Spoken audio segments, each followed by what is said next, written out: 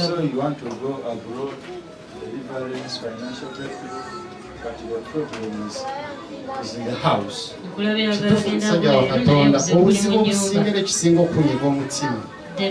biggest problem is the home. Kubanga n'omukazi oyo nayagala kale twawukane. Because I wanted to separate with her. Naye nga nekibanga ekikalu. But it became a problem. We are still with her, but still I don't have peace with her. Whenever I look at her, I start meditating.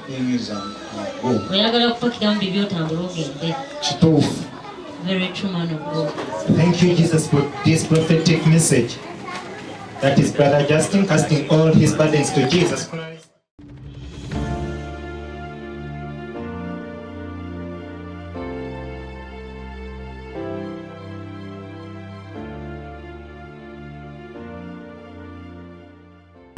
Praise Jesus, brethren.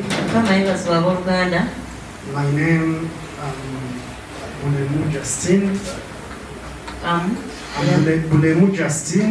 Bulemu Justin.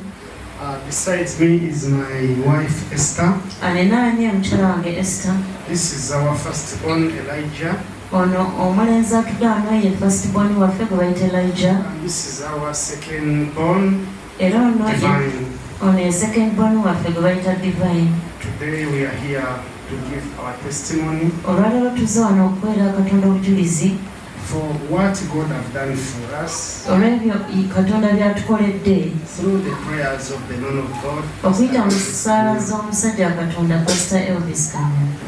the time when I came here, we had some misunderstanding in our family.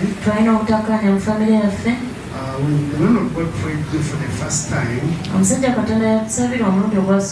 he gave me a prophecy. He told me that all what I was going through, it was caused by that misunderstanding in my family. He told me to come with my wife. I came with her to pray for us.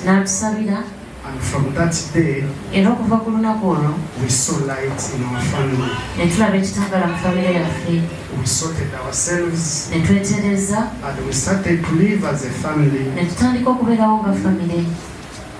By that time, even financially, I was badly off. But after the prayers of the man of God, I got a well-paying job where I can now care for my family. And my wife was also going through some complications. After 2 miscarriages, we came here and met the man of God, 𝐒𝐂𝐕𝐄𝐃. He prayed for us. God answered us. My wife got pregnant for this girl, but it wasn't also easy because the devil wanted to take this girl. We came back here. We met the man of God, 𝐒𝐂𝐕𝐄𝐃. And my wife was able to sustain that pregnancy until she delivers well.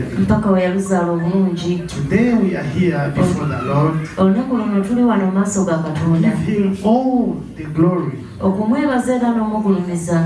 what He has done in our lives. And we thank the man of God, 𝐒𝐂𝐕𝐄𝐃, for his endless prayers. Glory and honor back to Jesus. Amen. Amen. Praise God, brethren. I'm number for Esther.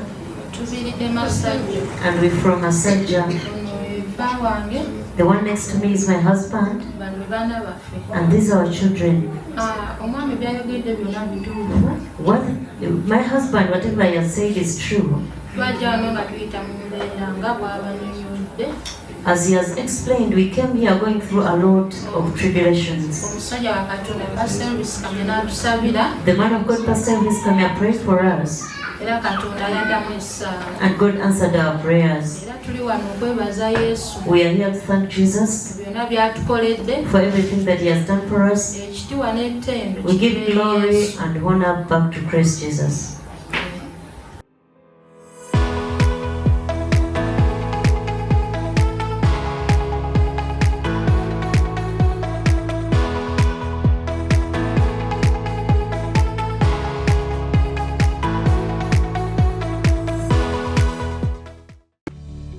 You can still follow us on our social media platforms: Facebook, Instagram, Twitter, and YouTube at APCOAN Ministries. Thank you, and we hope to meet you again in the same faith.